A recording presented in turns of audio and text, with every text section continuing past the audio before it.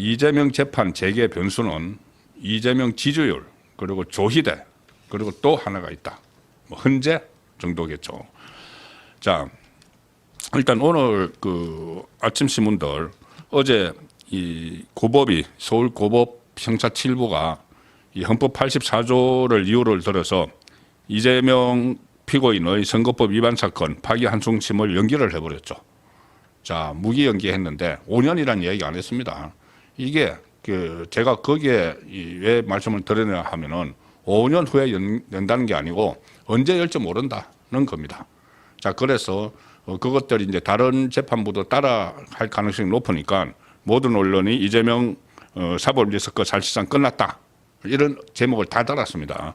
가령 조선일보도 어제 이 고법의 결정을 상당히 비판적으로 이 기사로 취급을 하면서도 제목은 이 대통령 사법 리스크 사실상 끝났다. 사실상 끝났다. 이렇게 달았습니다. 자, 그런데 끝난 게 아니죠. 저는 이 보도의 이 보도대로 사법 리스크가 끝난 것이 아니라고 봅니다. 오히려 시한폭탄을 하나 지금 달고 임기를 시작했다. 엄청난 시한폭탄이죠. 이것이 본인이 지금 계속 그 이재명이 집권 기간 초반에 여러 가지 지금 실정들을 그 인사 부분부터 해서 여러 가지 이 정책 실패나 이런 것들이 나올 가능성이 상당히 높습니다. 조마조마한 분위기로 이렇게 바라보는 사람들도 있습니다. 자, 그러면은 이 지금 재판부가 서슬퍼런 이 이재명 정권에서 재판을 연기를 했지만은 자, 이게 무기한 연기입니다. 말 그대로 무기한 연기죠. 5년 후로 연기한 게 아니고 그러면은 이게 언젠가는 그 이재명의 이 힘이 떨어지면은 충분히 재판을 재개를 할 수가 있죠.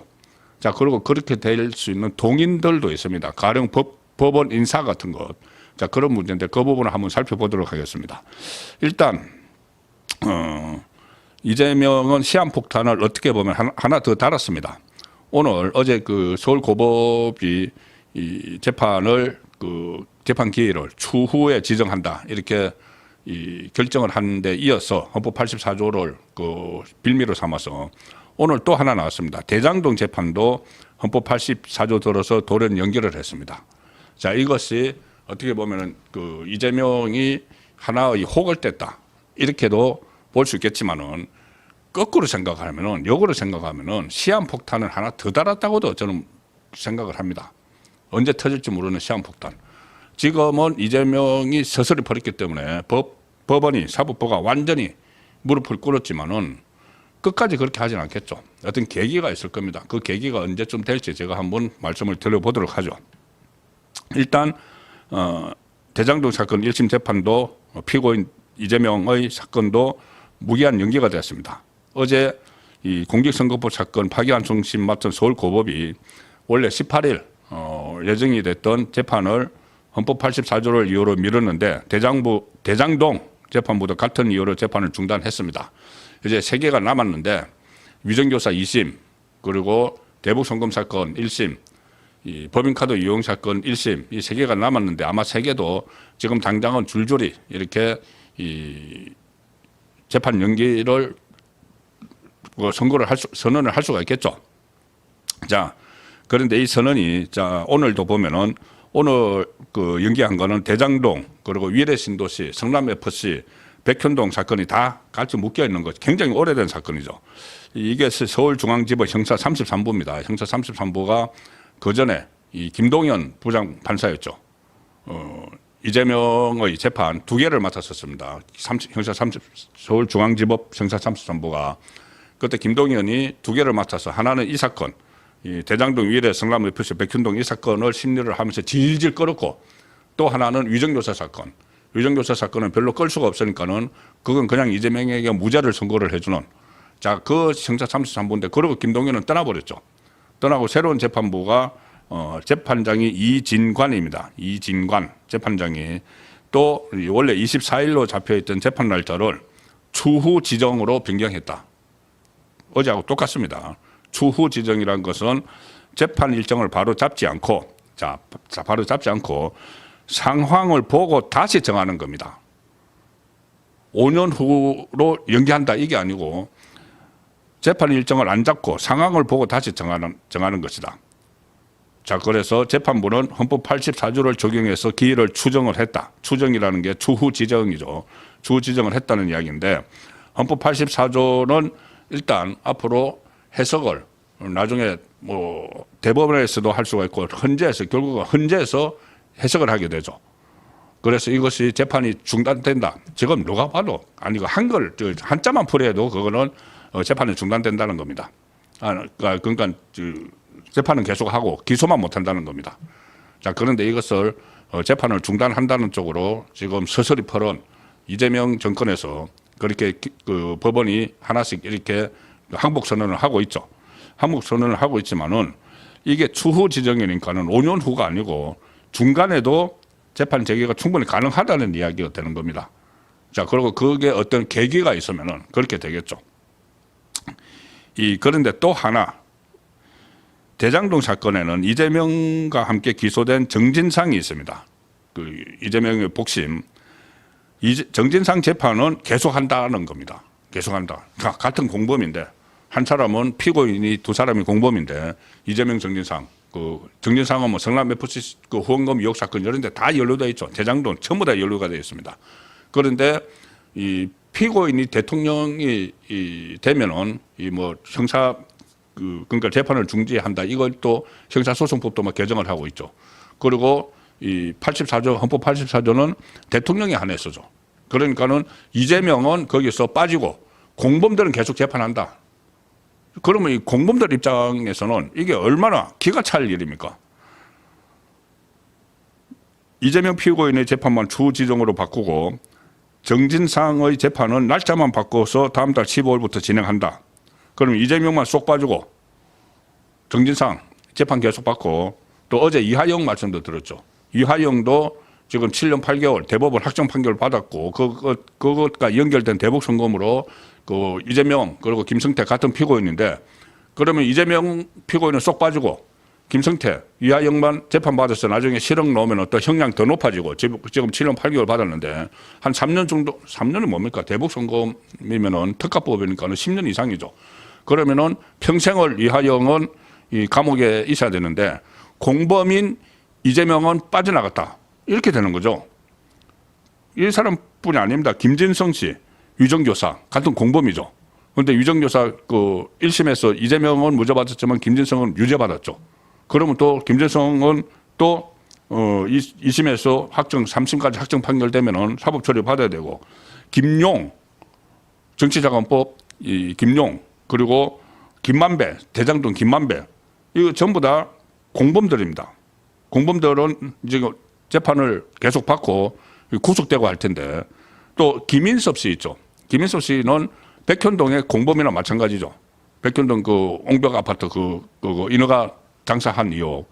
그러면은 김인섭 씨는 대법원에서 이 징역 5년 확정 받아서 지금 5년 살아야 됩니다. 그런데 같은 공범인 이재명 피고인은 이 대통령이 됐다고 해서 쏙 빠져나가 버린 거죠.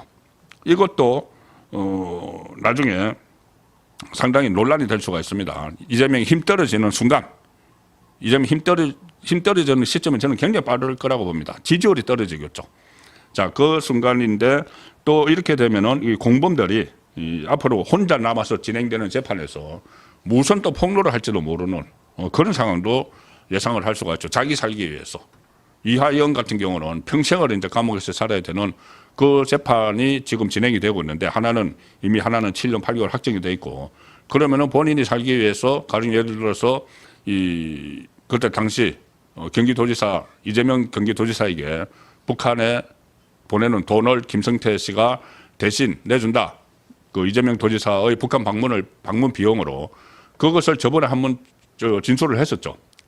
그러다가 철회를 했는데 그 부인이 뭐 법정에 나서 막 소란 피우고 나서 그 진술을 다시 이어갈 수도 있는 거죠. 본인이 살기 위해서.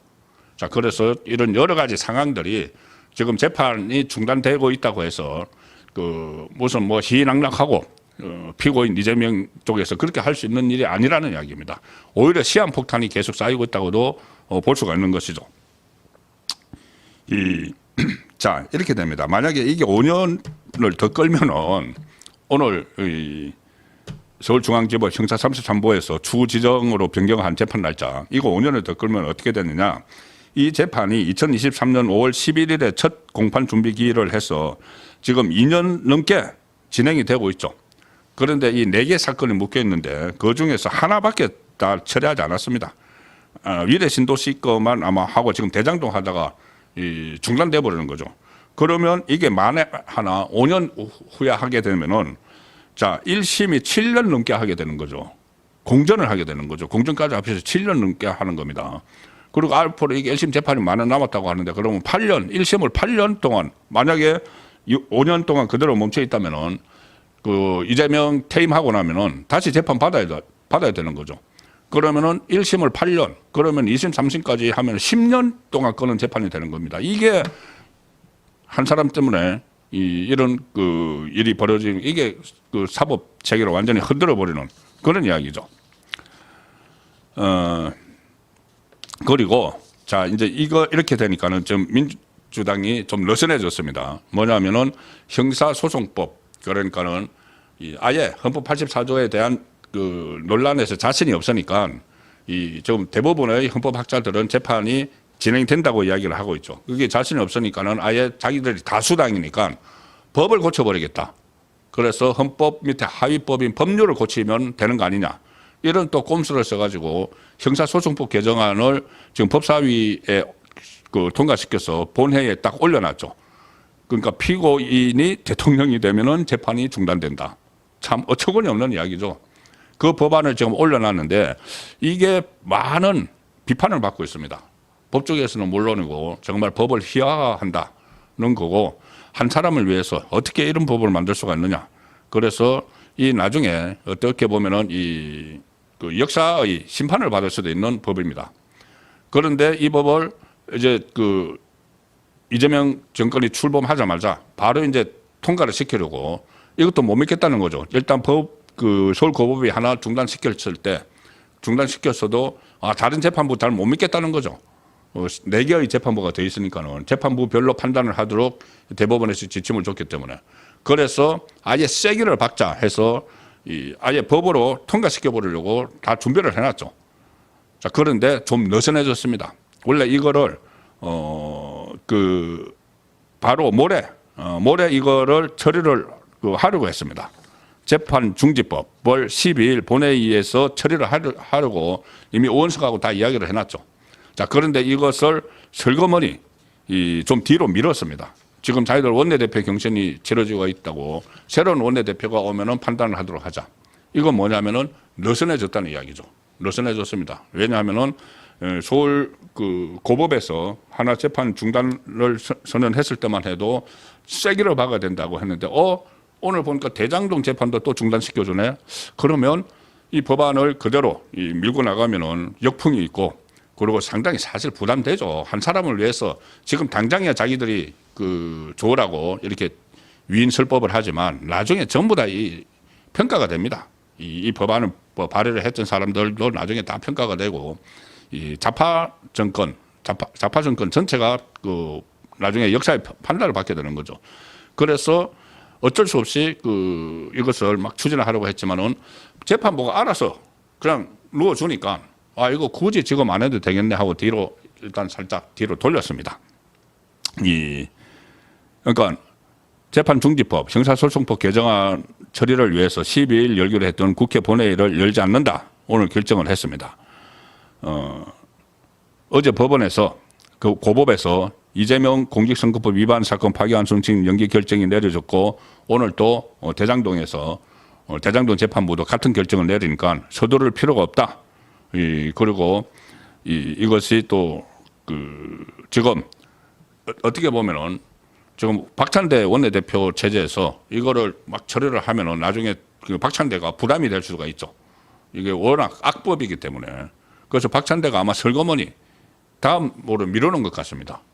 지금 뭐 서영교하고 김병기하고 이렇게 민주당 경선하고 있는데 그쪽으로 이 악법을 만들어야 되는 것을 공을 이제 그쪽으로 넘겨버리는 그런 상황인데 이게 계속 재판부가 나머지 3개의 재판부도 쭉쭉쭉쭉 재판을 안 하겠다 이렇게 선언을 하면은 이것은 좀 뒤로 완전히 가버릴 수도 있습니다.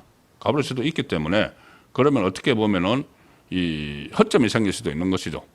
그리고 만약에 그게 뒤로 가지 않고 나중에 위기에 빠져서 이 통과 시킨다고 해도 이것이 이제 위헌 법률 심판으로 해서 헌법재판소로 가져갈 수가 있고 헌법재판소 역시도 이재명 정권의 지지율이 막 떨어진 시점, 힘을 잃는 시점이면은 정치적 판단을 합니다. 지금 뭐 윤석열 전 대통령 탄핵 선고할 때도 완전히 정치적 판단을 했죠. 헌재는 원래 정치적 판단을 합니다.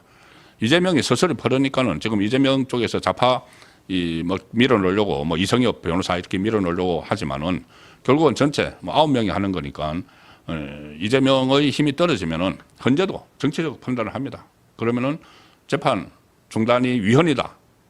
그러니까 그러니까 형사소송법이 위헌이다. 이런 결정을 할 수도 있고 헌법 84조를 이것은 재판 중단을 의미하는 게 아니다. 그냥 기소만 못하도록 하는 것이다. 그대로 조문 그대로 해석을 하면 되는 거죠. 자, 그럴 가능성이 있기 때문에 이 지금 상황이 그렇게 넉넉하게 가지는 않는다는 그 말씀을 드릴 수가 있습니다. 이 10일 본회의 미루는 데 대해서는 또 이재명의 지시가 있었다. 대통령실의 기로 변화가 있었다. 뭐 이런 이야기도 또 나오는데 이재명 취임 후 첫 본회의니만큼 논란이 되는 법안을 굳이 속도를 내기보다 좀 뒤로 미루자. 뭐 이런 또 논의도 있었다고 합니다. 그러니까 어쨌든 부담을 크게 느끼고 있는 거죠. 아무리 본인 방탄을 위해서 모든 것을 다 하는 이재명과 그 세력들이지만은 상당히 부담을 느끼지 않을 수가 없죠. 이 시대의 악법이기 때문에. 그래서 이것이 좀 뒤로 넘어가고 그 상황에서 이제 이 법원들이 일단 워낙 서슬 퍼르니까는 눈치를 보면서 재판을 중단시키는 그게 지금 현재 상황인데 일주일 된 상황인데 자, 저는 이게 이재명 정권의 힘이 떨어지고 또 지지율이 뭐 추락을 할 때쯤 되면은 언제쯤 될지는 모르겠지만 저는 그렇게 늦지 않으려고 봅니다. 그때 되면은 지금 5년 동안 재판을 중단한다고 적시한 것도 아니고 추후 지정이니까 말 그대로 다시 줄줄이 할 수도 있습니다. 제가 지금 예상을 하는 경우는 언론에서도 일부에서 그렇게 분석을 하는데 어떤 거냐면은 가장 먼저 예상되는 것이 재판부가 교체될 때입니다. 교체될 때. 자, 다른 그 부분은 다 놔두고 가장 지금 시급한 거 눈앞에 와 있다가 잠깐 뒤로 물러난 게 바로 공직선거법 파기환송심이죠. 이 파기환송심이 이 재판만 열리기만 하면은 한두 번 재판하고 어차피 대법원에서 유죄는 확정 판결한 겁니다. 근데 이게 파기환송심이 고법에서 한두 번 열리기만 하면은 그것이 바로 형량이 100만 원 이상은 나오죠, 분명히. 1심 때 뭐 징역 1년이었으니까는 집행유예 2년. 그러면은 그게 바로 대법원에 가서 선고가 돼버리면은 이재명 끝나는 거죠, 이재명 정권은. 근데 그게 언제가 될지 시점은 예상을 하기 어렵지만 저는 굉장히 빨리 진행될 수도 있다고 보는데 그 시나리오가 가능한 겁니다. 자, 재판부가 교체가 되면은 새로 오는 재판장이 재판을 재개를 할지 다시 판단을 하게 되겠죠. 전임 재판부는 이재명 정권 초기에 서서히 퍼를 때 이게 헌법 84조를 편리한 대로 해석을 해가지고 재판을 안 한다고 그러니까 추후에 다음 기일을 지정한다고 했지만은 만약에 재판장이 새로 바뀌었는데 자, 다른 거 4개의 재판은 놔두고 일단 가장 현실화 될 수 있는 공직선거법만 가지고 말씀드리는 겁니다. 파기환송된 거. 그러면은 만약에 그때 새로운 재판부가 온다. 재판장이 온다. 그리고 그 시점에 정권의 힘이 급격히 떨어져 있다. 여러 가지 뭐 실정 이런 것들 때문에. 그러면은 새로운 재판장이 충분히 다른 판단을 할 수가 있는 것이죠. 그런데 가령 예를 들어서 이재권 이 재판 어제 중단한다고 선언한 이재권 서울고법 형사 7부 재판장의 재판장이 서울고법에 취임을 한 것이 서울고법으로 온 것이 2021년입니다. 2021년이면 제가 찾아보니까 2021년에 서울 고법으로 왔는데 그러면 충분히 보통 한 3년 정도 올해 뭐 3년 정도 있으니까 2, 3년 그러면 여기 벌써 4년이 됐으니까 뭐 서울 고법 안에서 다른 재판부로 왔다 갔다 뭐 했는지 모르겠지만은 어쨌든 조만간 인사 대상이 될 수가 있는 거죠.